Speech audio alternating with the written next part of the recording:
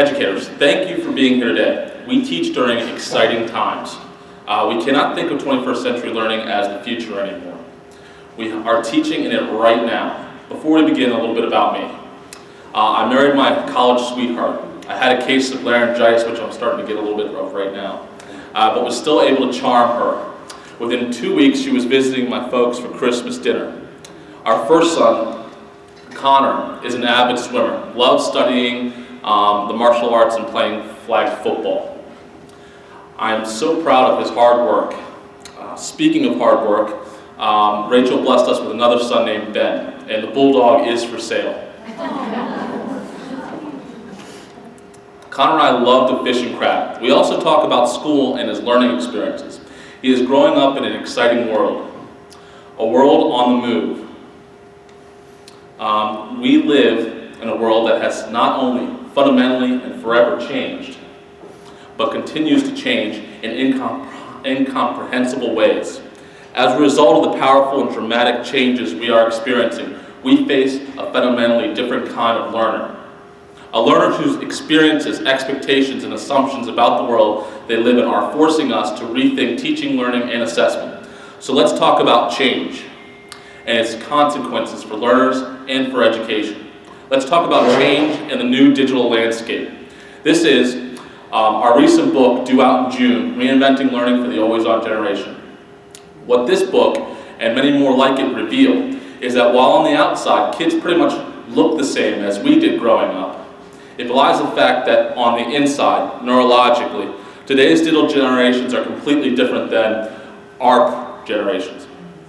Not just because of the clothes they choose to wear or not to wear, not just because they want to dye their hair or style it differently than we did, not just because of the music they listen to or the games they play, not just because of the way they talk, what they say, or how they communicate. It's because of digital bombardment, because of their pervasive exposure to digital technologies, exposure that primarily happens outside of school hours.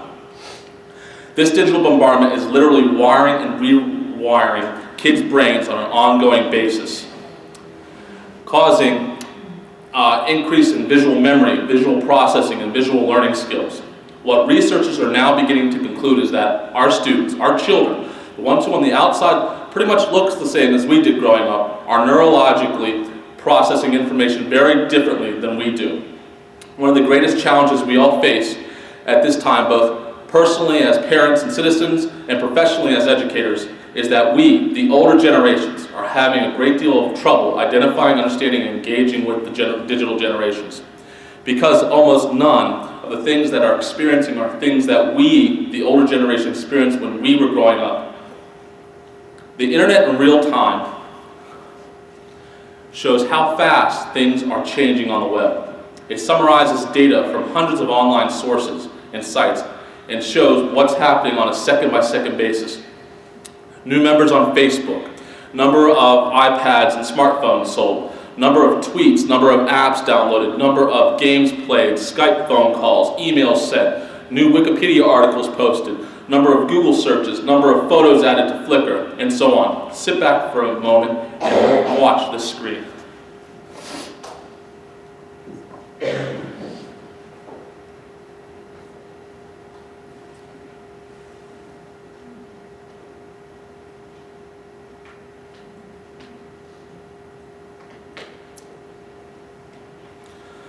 Take a moment, turn and talk with each other, and answer this.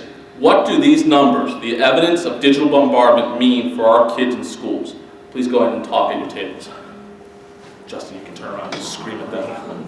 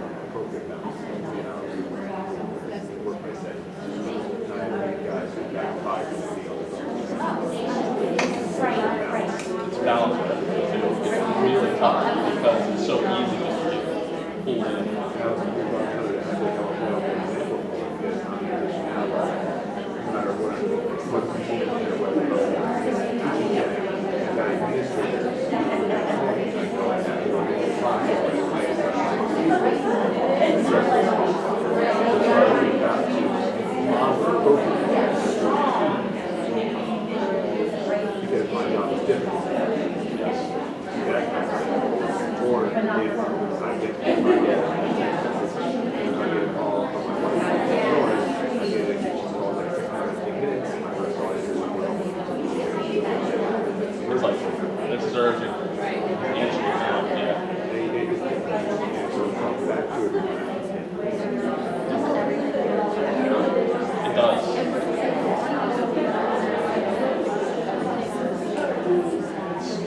It's building up some stress in us too. Oh my goodness.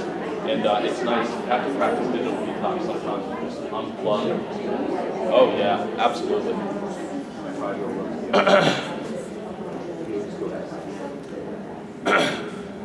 All right, let me get to the point. This isn't just a passing fad. Digital culture. My teacher voice was still working. Okay. Digital culture is the new normal, not just regionally or nationally, but worldwide. And this has all happened virtually overnight. Our kids are different. They play differently, think differently, communicate with one another differently, and learn differently than we did. The digital generations have new learning preferences. I'm going to summarize what we know about digital learners and their learning styles and preferences. And then I'm going to compare them to the traditional teaching styles and preferences that continue to be used by many teachers in many classrooms today. Then I'll briefly discuss what these differences mean in terms of teaching, learning, and assessment of that learning, and share some strategies and apps that align with each of the attributes. First, digital learners prefer receiving information quickly from multiple hyperlinked digital sources, while the traditional educational approach involves a slow and controlled release of information from limited non-digital sources. Digital learners have spent their lives operating at Twitch speed. Many of them can't get through a day without constantly scanning, texting, calling, tweeting, gaming, or logging into a digital world. Lifelong exposure to video games, handheld devices, cell phones, hypertext, and all the other aspects of our digital high-paced world has resulted in chronic digital bombardment. The digital generations have far more experience processing information at a far faster rate than we do. Google Earth is a virtual globe map and geo-information program. It combines satellite and aerial imagery to construct a simulated planet Earth. Over the years, additional features and plugins have revolutionized this program into a versatile tool for students and teachers alike. Say hi, everybody.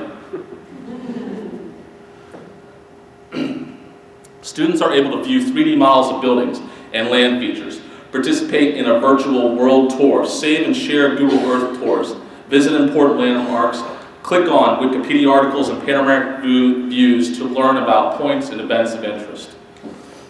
The potential science applications are also vast and engaging.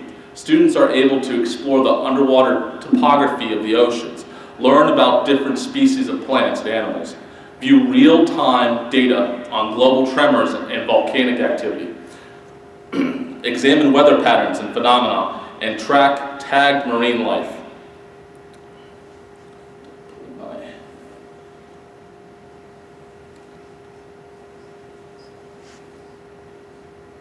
Can't find my audio from my computer.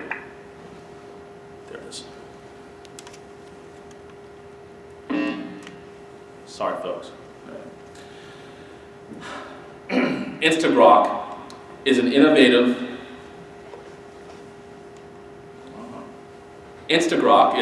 educational search engine that combines sophisticated semantic technology with an interactive user interface to make research and learning more engaging, personalized, and fun for learners. It even takes it and makes it into the shape of a mind map. Each resource links to a digital resource, great for student research. This is on the Loch Monster. You can see all of the different articles and interactive media that comes up to research about Loch Monster. This is free. Digital learners prefer parallel processing and multitasking, while traditional models of teaching promote linear processing and single or limited tasks.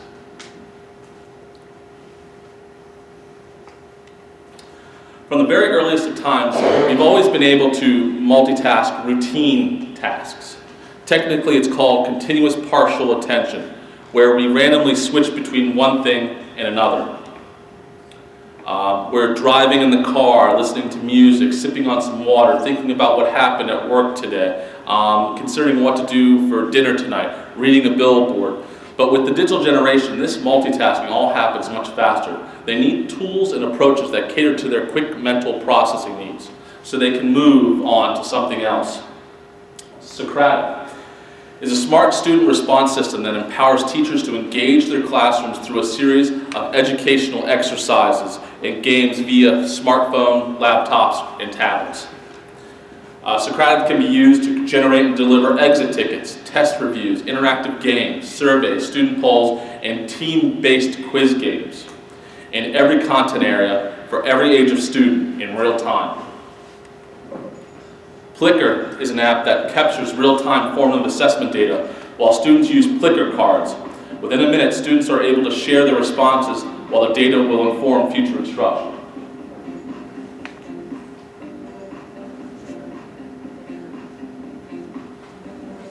Plickr is also free.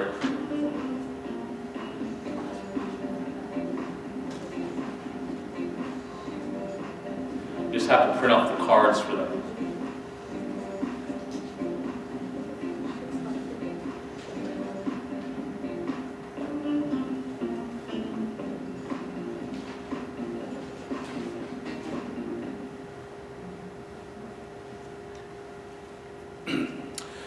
Digital learners prefer processing picture, sound, color, and video before they process text.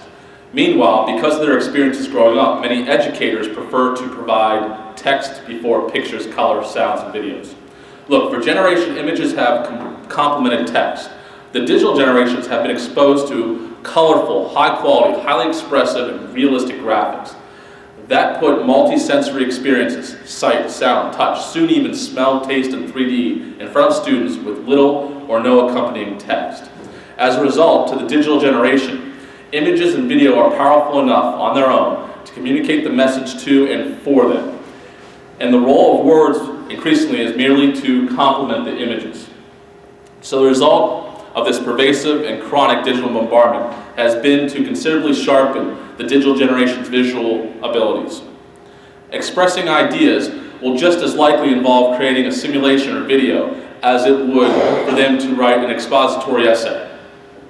They are evolving with their technologies, so the digital generation will need to communicate, will be able to communicate as effectively in graphical storytelling modes as we were taught to communicate with text.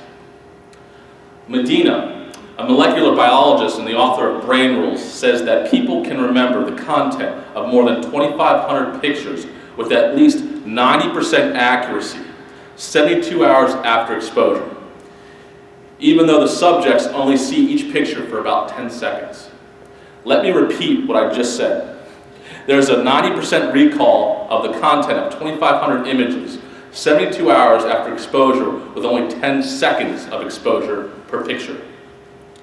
Recall rates 1 year later of those same 2,500 pictures is still an impressive 63% of the content of those 2,500 pictures.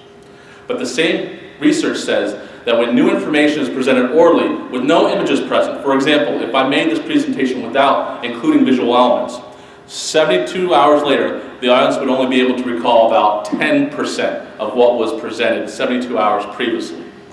After just 72 hours, students will remember only about 10% of the content of a lecture. This is clear evidence that the traditional stand and deliver lecture method is not effective. However, and this is significant, the percentage of information retained goes up from 10% to 65% if an image is added to the new content after the fact. Visuals are the glue that makes the content stick. Some easy to implement strategies include providing a slideshow of images to introduce a topic, engage prior knowledge, or inspire creative writing. Ask students to retrieve images related to a topic for a discussion starter, or have them participate in a scavenger hunt using cameras to capture a real-world object to explain its importance or relevance. YouTube allows billions of people to discover, watch, and share originally created videos. It provides a forum for people to connect, inform and inspire others across the globe, and acts as a distribution platform for original content creators and advertisers large and small. YouTube could possibly be one of the greatest resources for a connected educator. The sheer volume of available videos is staggering. A simple search can retrieve dozens of potential videos to enhance the learning experience for any subject. If a teacher is studying the water cycle, a simple search uncovers thousands of potential video segments to integrate into instruction. If a class is studying Shakespeare, they have access to numerous productions of each of his plays, sonnets, and poems. In social studies, students have access to famous speeches such as the Gettysburg Address or Dr. Martin Luther King Jr.'s I Have a Dream speech. Digital learners prefer to network and collaborate simultaneously with many others. Traditionally, many teachers prefer students to work independently before they network and interact with others in small groups and whole classroom activities. As students, we were often expected, at least in the beginning, when new information was being introduced, to work independently with one another. Many seasoned teachers grew up with only two ways of communicating with others outside of school. Either it was done in person or by phone. Today, digital learners have grown up with literally hundreds of ways to communicate and create with one another, developing a collective intelligence. They use the power of networks and mass collaboration and distributed power problem solving. The digital generation simultaneously work with others by crowd searching, smart mobs, and other participatory online activities to access a global brain. They use YouTube, Twitter, Facebook, social bookmarking, massive multiplayer online role-playing games, texting, and hundreds of other online tools for digital consensus and decision-making. Or a group IQ is an entirely new way of processing massive amounts of information by creating a shared pool of knowledge where the collective whole is greater than the sum of the individual parts. The emergence of digital intelligence has shifted power and knowledge from the individual to the group because everybody is connected to everyone and everything else. Google Drive. Google Drive migrates common application types online and provides the means to share access to these documents with links and permissions. And now that they have Chromebooks, it's getting even cheaper to integrate these into the classroom. Students experience real-time collaboration and communication using collective intelligence to perform a shared task. Educators can also easily fashion online quizzes or exit tickets using Google Forms. In a few minutes, a teacher can generate a form to capture student performance, create surveys for parents, and collect any type of information or data that's needed. Skype allows educators and students to contact someone in the next classroom, across the district, or in another time zone, or even a person halfway across the world using a computer, tablet, or smartphone, and again, for free. Teachers can arrange Skype conversations with experts or guest speakers, connect with a classroom in another city, state, country, or continent to explore diversity and develop new learning partnerships. There's also a specialized service called Skype in the Classroom for setting up these virtual connections with other classrooms and other teachers. Imagine students learning about weather from a meteorologist, poetry from a Pulitzer Prize-winning author, or space from an astronaut. Video conferencing software such as Skype eliminates the barriers of distance and time and provides new opportunities for students to seek knowledge from new sources and outlets. Digital readers unconsciously read text on a page or on a screen in what's called an F pattern. Most educators have been conditioned to unconsciously read text in a Z pattern. First, some background. Images have the ability to quickly portray meaning only takes about 150 milliseconds for the brain to process an image, and 100 additional milliseconds more to attach meaning to this image. In fact, the eye processes the content of photographs 60,000 times faster than the eye processes and interprets the content of text and words. That's why infographics are so easy to mentally digest. The reason is that the brain is much more designed to process visual information than anything else. 80% of our information comes through our eyes. Every second they take in 72 gigabytes of information. Our eyes and brain are the world's greatest camera. That's because 70% of our body's sensory receptors are in our eyes, which explains why we are all, at our core, inherently visual learners. It's completely natural that today's students might be far more inclined towards visual processing than text processing. Hey, come back there. Sorry about that. Further, because of digital bombardment,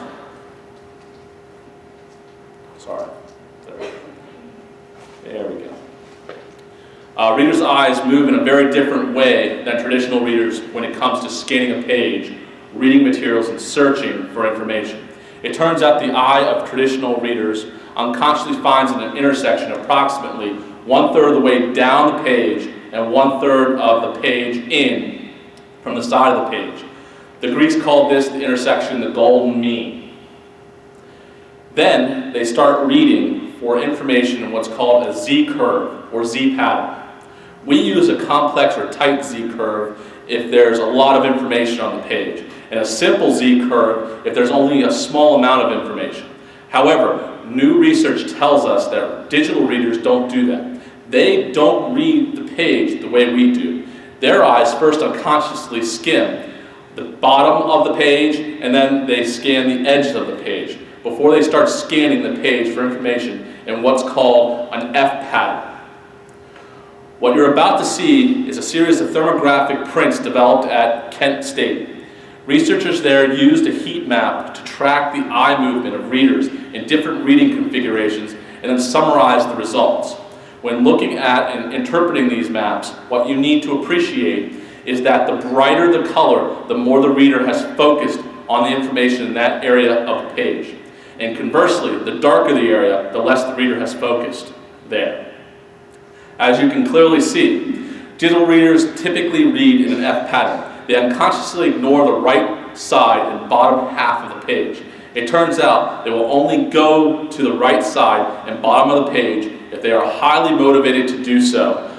And unless you find a way to attract and engage them, they just won't go below the line. The preliminary conclusion seems to be that this F pattern mimics the way digital readers play video games and surf web scanning the screen for information. So as educators create consumables, they should plant important text along the F pattern and place images in the bottom left of pages to force them to look at that part of the page. Next, digital learners not only prefer, but are actually looking for both instant gratification and immediate rewards, as well as deferred gratification and delayed rewards. Many educators prefer deferred gratification and delayed rewards because that was their experience growing up. Let me explain why I'm talking out of both sides of my mouth at the same time.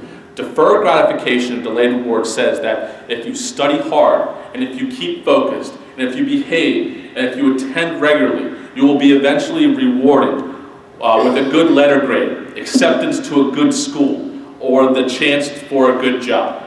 And I'll be the first to say that it's absolutely essential for students to have this kind of focus and discipline. But at the same time, you need to understand why digital culture resonates so strongly with this generation. Digital culture provides them with exactly what they need and want the most. The digital generations want constant affirmation, lots of attention, and ability to distinguish themselves from others. The digital generation has embraced social media and social media tools as their own, in part, I might add, to exclude their parents and older generations. As a result, many of them are more available to their friends and their devices than they are to their families and teachers. Here's why. Things like cell phones and digital technology and social networking tools and video games all tell the user if they put in the hours and if they master the game or the tool, they'll be rewarded with the next level, with a win, with a place on the high scores list, or with a skill that's respected by their peers. What they do determines exactly what they get. And what they get is obviously worth hundreds of hours of effort they put into developing those skills. That's deferred gratification and delayed reward. New technologies excel at giving deferred gratification and delayed reward, but at the same time, video games simultaneously give kids immediate feedback for their effort and quenches their thirst for instant gratification. And the payoff for any action is usually extremely clear. Gaming is an $82 billion a year industry. Men, women, and children alike are picking up their devices to immerse themselves in powerful virtual worlds. These worlds teach and assess learners without them even noticing, all while providing instant gratification and immediate reward. How many of you have played Angry Birds? Be honest. Come on. What skills and concepts can this game teach?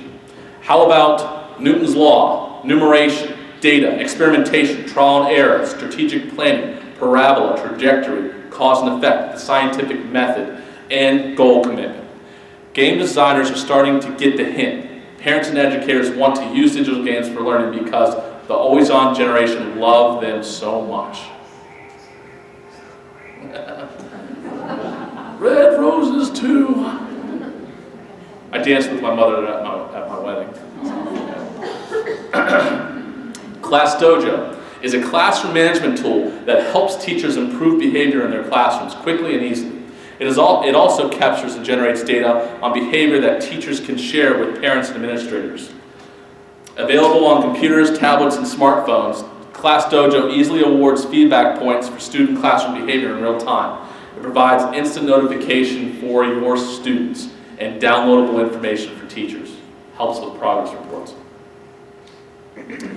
Writing Challenge for Kids gamifies the writing process. Available in the App Store and Google Play, Writing Challenge makes the task of brainstorming a story introduction, scenes, and characters into an interactive game, working against the clock. Students respond to specific prompts that guide them through the story, which is the writing process. It's fun, it's fast, and as the name suggests, it's challenging.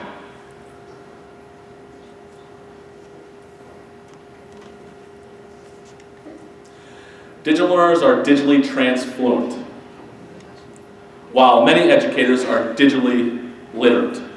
Many educators, including young teachers, continue to struggle with the role of digital technologies in the classroom. Many of the digital generations are transfluent.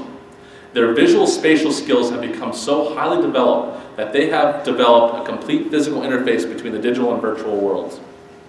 Because they are transfluent, they are completely comfortable using a wide range of media. And they are able to seamlessly shift from one world to the other.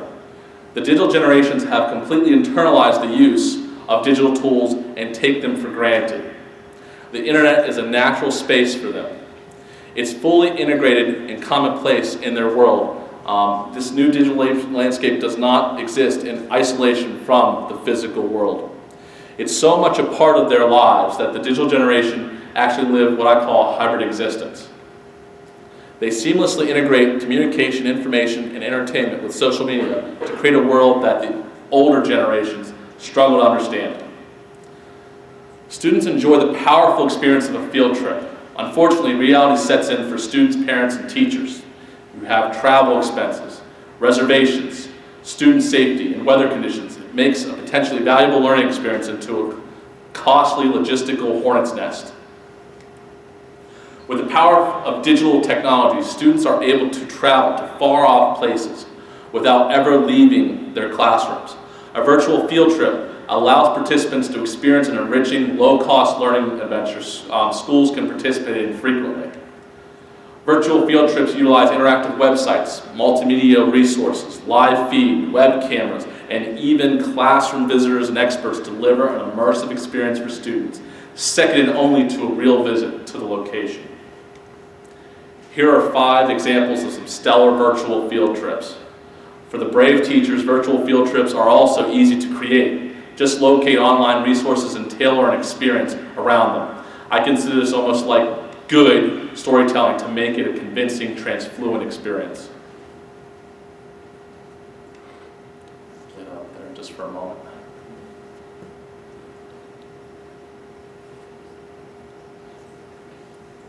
I've also heard people using Minecraft for virtual field trips because they have those other worlds that you can open up and you can see like ancient Egypt and things like that. There's also a virtual world that's around, Second Life. It's still around. It's not as popular as I think it used to be, but they have lectures. They go to school in Second Life. People have even met each other and gotten married in Second Life without even meeting each other face to face.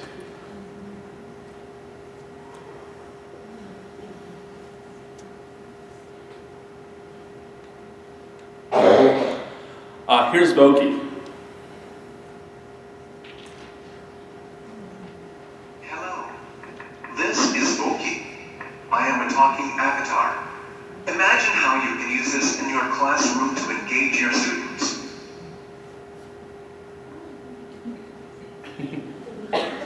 He's a cute little guy.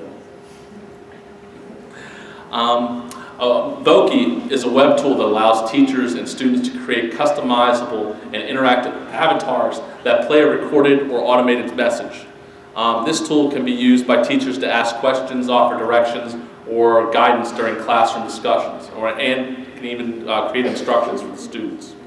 Students can use it as a wonderful media artifact to share their work and ideas. There's also another one called Telegami on iPads. I don't know if it's on Android devices. Free. They're also now creating lesson plans and an online learning community associated with Vokis. Okay. Finally, digital learners prefer learning that is simultaneously relevant, active, instantly useful, and fun. Many educators still feel compelled to teach memorization of the primarily content-based material set in the curriculum guide in order to prepare students for the standardized tests they and their students regularly have to face. I believe that this is happening at the expense of cultivating the higher order thinking skills, the new and different 21st century skills these students will need once they leave school. The digital learners maintain a sense of control and freedom in their lives outside of school. They can communicate in so many ways, participate in so many ways. They are the masters of their own digital existence and non-digital, well, hopefully non-digital existence as well.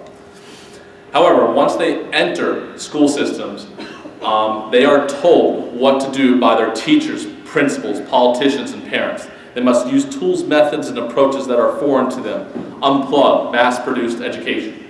We must start giving them more decision-making power with what they learn, how they learn, and with what tools they learn with. To be an effective 21st century teacher, we must first possess the very same 21st century skills that our students are expected to have. And in addition to those skills, we must be able to help all of our students obtain and develop 21st century skills. Go ahead and at your table talk about what are these 21st century skills. Anybody who knows anything about anything knows that the secret to success in the classroom has very little to do with being a good disciplinarian or classroom manager, and everything to do with creating an engaging methodology that compels students to want to be there.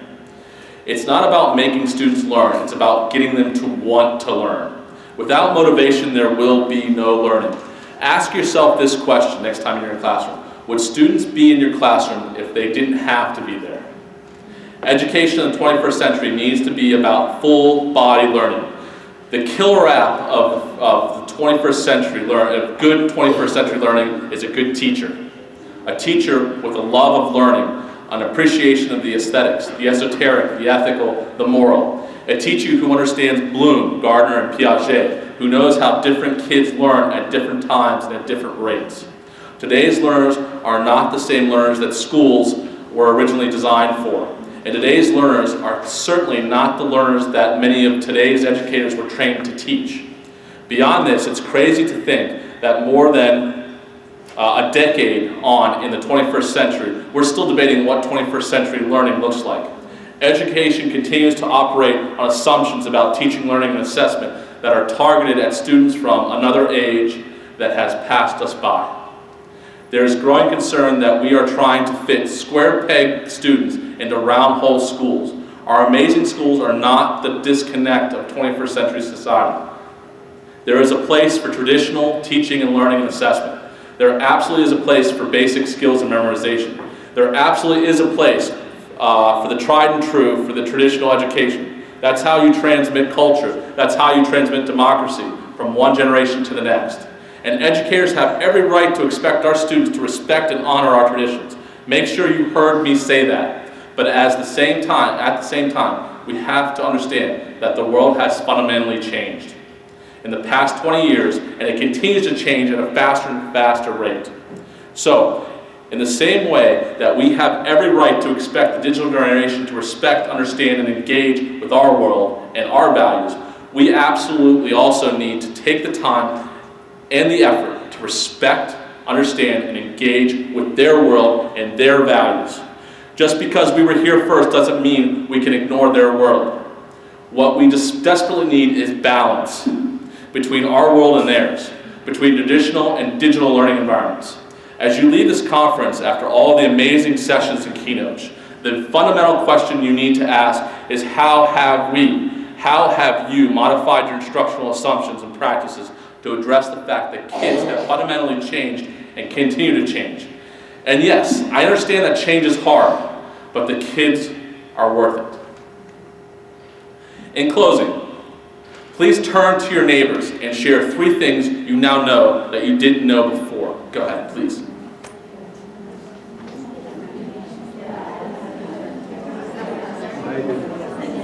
What was the name of that writing app? What was the name of that writing app?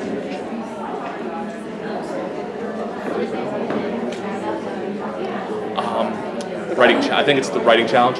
Just ask me afterwards. I'll pull it up for you. Or you can even email me. I'll let you know. I don't remember the exact word by word. Have you ever seen Elegy for a Dead World? What is it? Elegy for a Dead World. No. So it's a game, and it takes you to these far planets, and you stop at certain points and you write what you see, or it looks like sort of the same type of thing. And each of the planets is modeled after like a classical, writer, like one based on Mary Shelley, or yeah, it's really. Is it like secondary school? I would say secondary. But I'm gonna.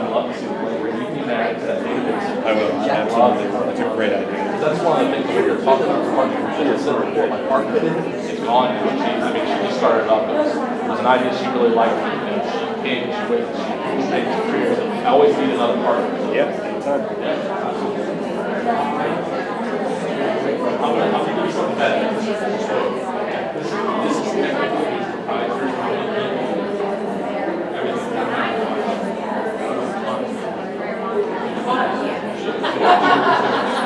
I'll give you something that you really I know, but it's you want to vote for everything that interests you. Maybe important.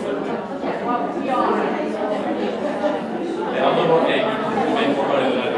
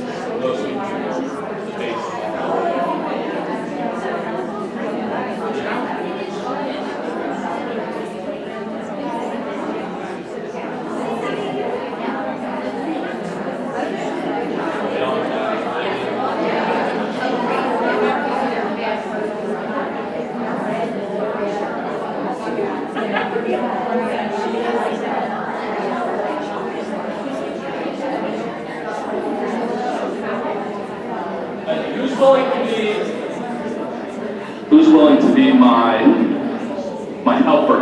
Who's willing to share one of the things we talked about at their group?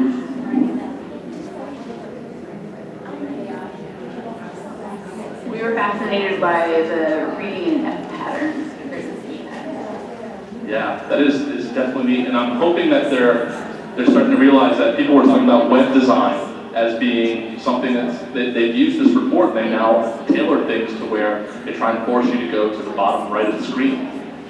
Excellent. Thank you. Anybody else? Come on, you all were doing an excellent job sharing, and I knew a lot of you were on task too. Man, I feel like I'm back in my college classroom. So, I'll call on my student, one of my ex-students. Come on, help me out. Of the images of how you can retain, the 96% of the images, but only the 10% of the text. You still get an A+ in my class.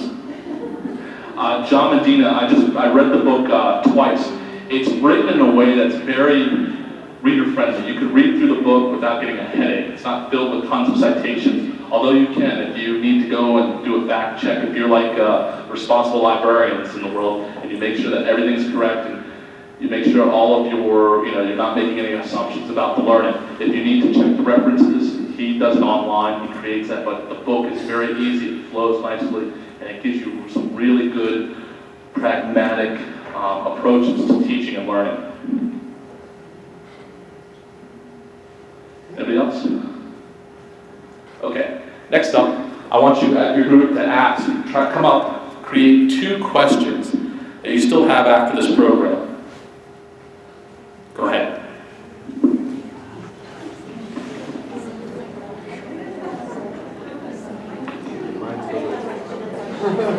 What's yours overly technical?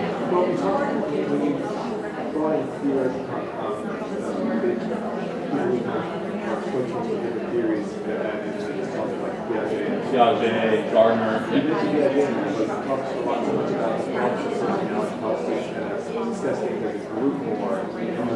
Before they internalize it. Which is absolutely true. I mean, that's a lot. I'd said 3 just to save time, but there's probably easily aligned 10 educational theorists to all the different things that are.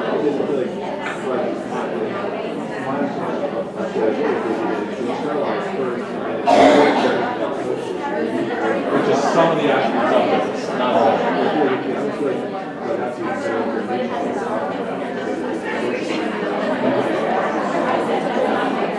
Hey, groups of good theorists that you probably like, and you can base a lot of what you do and check now is Seymour Papert. Absolutely brilliant. He was in a terrible accident. He was, I think it was in Southeast Asia, a terrible accident. Brilliantly. Got in an accident and it's perfect mentally. Incredible. Absolutely brilliant. He wrote a lot. He did a lot of stuff free. He was part of the group that came up with logo. He's the one who really developed it. Very powerful. I think you would like Jason a lot of the stuff that was trying to set all of these stuff. You have to kind of get to. That's how I do my education. It's almost like that very much. Take a little bit of this and a little bit of that. And it's a huge conceptual framework. Try to get back to early as you can. Yep. If they're all right, nobody's wrong. Yep. Agree 1,000,000%. You're absolutely right. I sometimes always think, well, I've had so there's also other ones that you can go that far back in the lot. Really want to and tie a lot of the stuff into here. Definitely. I mean, Dewey. Yeah. But both.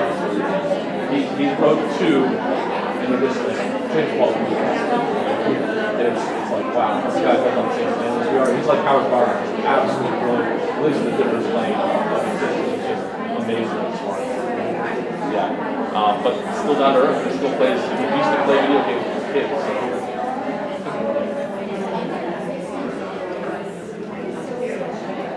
Okay, anybody have any good questions they came up with? Remember, we only had 60 minutes together, so I can't answer everything, and I know that. But developing good questions will help you to make this into more than just a one-stop shop for professional development. I can see people are like deer in headlights, they're like this. It's like, if I just act like I'm a tree in the woods, he's gonna walk right past me. Be brave. She may not. I said, what questions do you still have after this presentation that you still have about anything that we talked about? I put her on the spot. I'm gonna walk away. Don't worry about it. It's all right. I'm ready for next.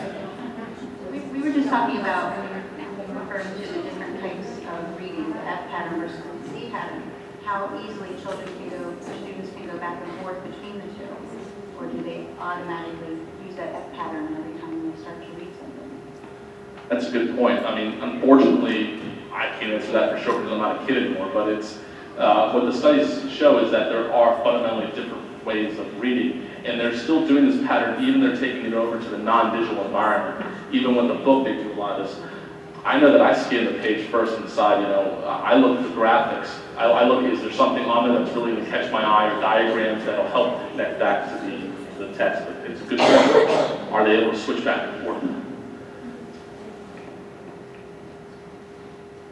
What are some of the skills that we know that we should be learning, modeling, that the kids really need to have? And how do we motivate kids to want those skills? Because a lot of them say, I don't want that educational stuff on my device. So those are the two questions.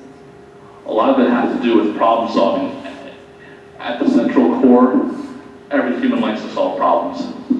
They're that intuitive. They want to do it. It's built into our brains that we want to create, we want to fix the problems that are created around us. Nurture that. Let them understand that you are not the source of every piece of information that's going to come out. Have them be responsible for generating their own information as well. Let them be responsible for it. That's a little bit of an answer to help you. More of it's coming. Excellent questions. Finally, without me having to run all the way up there, what's one action you're going to promise me you're going to take once you enter your classroom on Monday, or the next time you're in a classroom? Go ahead and talk with one last time. This is the last time I'm going to ask you to talk. One last action. One action. You promise to take.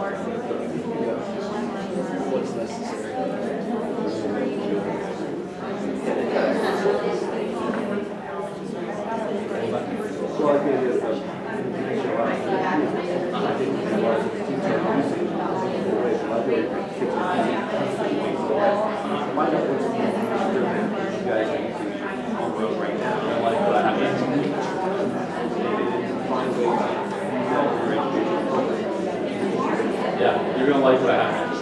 I'm going to give you everybody a quick takeaway that's going to help, it's going to get out of this one-stop shop for our staff professionals.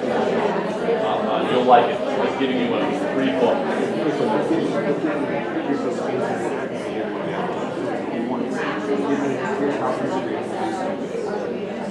Love this. Hang tight, I promise.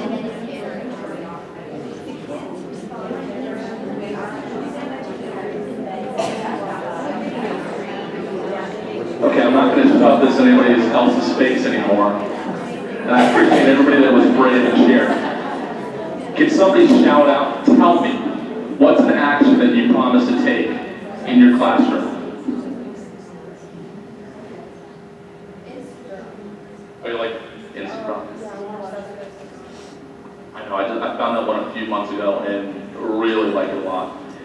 They do have a paid subscription, but you can use the free one. It's the paid one, I think, just like extra bells and whistles, but I don't find it necessary.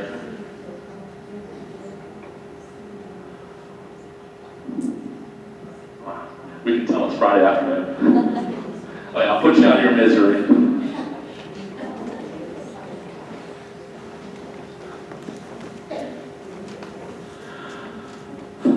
Okay, so time for some takeaways. So I work with a group of, it's kind of an educational think tank. It's a group of experienced educators. Infosavvy21.com. We're getting ready to go over to a new website and migrate the web presence over, but it should still be open. There's a section on there called resources. What we provide you is called, is an open public folder we created in Evernote. What we've done is we've curated hundreds of online resources and articles on how to, not only are they categorized by the different learning attribute, but they're web articles, materials and resources that will come and help, that will come in handy on how to teach with this, beyond what I can show you in just a simple 60-minute keynote speech. There are over 300 articles in here, ready for you to have absolutely free. It's like getting a book without paying for it. Organized and categorized, it includes original web links. If you've never seen an Evernote notebook, truly get ready to be amazed. It's really helpful. We take it, we put it together, and it's, as I said before, each title organized by the learning attribute. And there's, of course, a lot more on there. We actually do run an educational blog on there as well. Here's a link to the Evernote page. If you click on it, you should be able to view it with no problem. You don't have to join it.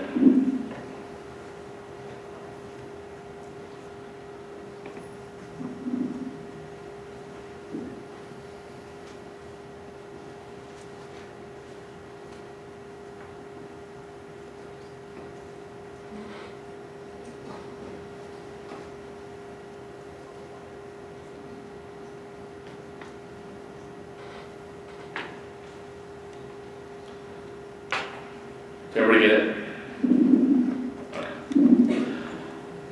Many thanks for spending this time for me. I know that everyone wants to really just hop out of town before it rains and before the traffic gets terrible, but I really appreciate you staying today. Go out and keep on doing all the incredible work that you do in the classrooms. I know the students appreciate it. I know I appreciate it. Kudos to you. Thank you.